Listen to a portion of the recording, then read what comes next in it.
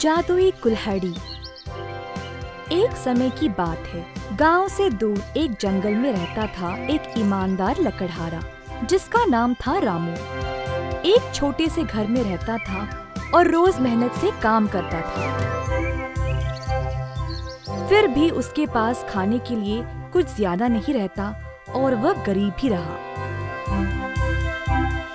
एक दिन वह लकड़ी काटने कहीं दूर गया।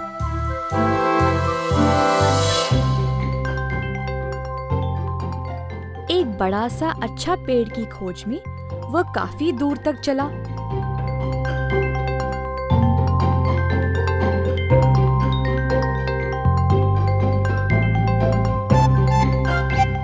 जब उसे पेड़ मिल गया, वह काम पे लग गया। कुछ समय बाद लकड़ी काटने के समय लकड़हारा के हाथ से कुल्हाड़ी फिसल के नदी में गिर गई।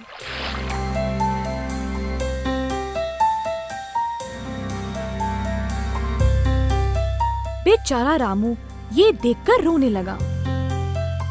मेरे पास केवल वो कुल्हाड़ी थी, अब वो भी खो गया। अब मैं अपनी रोजी रोटी कैसे कमाऊं? रामू उदास बैठा था और अचानक से उसे कुछ सुनाई दिया। मुड़ के देखने पर नदी के अंदर से एक देवी माँ प्रवेश हुई। मैं इस नदी की देवी हूँ। विश्राम करते समय कोई कुल्हाड़ी मेरे पास गिरी। कहाँ से गिरी ये देखने जब ऊपर तक आई तो तुम्हें रोते हुए देखा। क्या हुआ तुम्हें?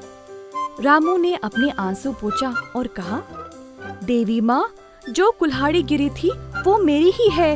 मैं एक गरीब आदमी हूँ, लकड़ी काट के पैसे कमाता हूँ। मेरी कुल्हाड़ी फिसल के नदी में गिर गई और अब मेरे पास रोजी रोटी कमाने का और कोई रास्ता नहीं है। कृपया करके अगर आप मुझे मेरी कुल्हाड़ी वापस कर दे तो मैं आपका आभारी रहूँगा। देवी तुरंत नदी के भीतर चली गई और वापस ले आई एक सुनहरी कुल्हाड़ी। देवी ने रामू को कुल्हाड़ी दी, परंतु रामू ने कहा कि ये उसका नहीं है। देवी फिर से नदी के अंदर गायब हो गई और इस बार एक चांदी का कुल्हाड़ी ले आई। रामू ने फिर से मना किया और बोला कि ये भी उसका नहीं है। अब वह और भी दुखी हो गया। देवी ने देखा कि ये लकड़हारा बहुत ईमानदार व्यक्ति है। वह फिर से नदी के अंदर चली गई और इस बार देवी रामू की कुल्हाड़ी को ही ले आई। जब रामू ने अपनी कुल्हाड़ी को देखा, वह खुशी से झूम उठा।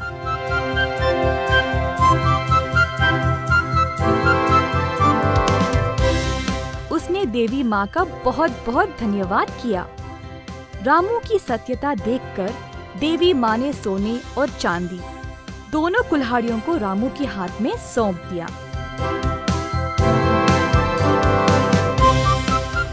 लकड़हारा तीनों कुल्हाड़ियों को खुशी खुशी अपने साथ घर ले गया।